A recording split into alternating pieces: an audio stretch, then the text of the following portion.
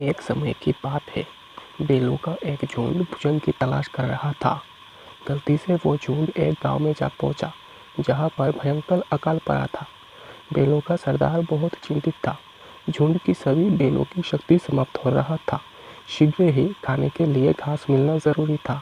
इसीलिए झुंड का सभी युवा बेल बाकी सभी बेलों के आगे आगे जा रहा था, ताकि घास नजर में आने पर बाकी सबको सूचित कर सके। बहुत समय के बाद अचानक घास नजर में आने लगा, तो भोजन मिलने की उम्मीद बनी। युवा बेल और तेजी से चल रहा था। तभी उसे एक पहाड़ में बहुत सारा घास दिखा और सरदार को आवाज दिया कि चाचा, यहाँ पर आइए, यहाँ बहुत सारा घास है, हम सबकी पेट भर जाएगा।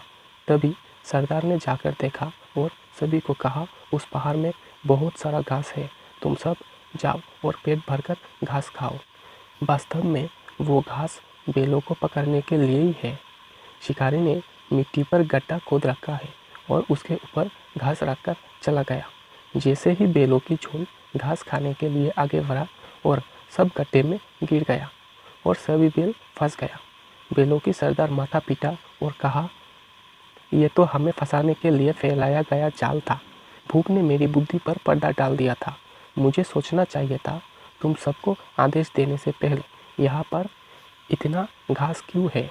कोई मतलब होगा। आप पछताने से क्या होगा? सबको तो पकड़ लिया। एक बेल रोने लगा, हम सब मारे जाएंगे।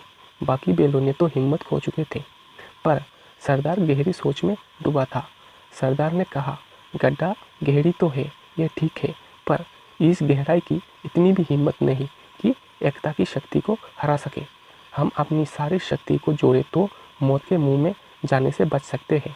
युवा बेल पूछा, चाचा, साफ साफ बताओ, तुम क्या कहना चाहते हो? गड्ढे ने तो हमें चारों दिशाओं से घेर रखा है, तो शक्ति कहाँ पर लगाए?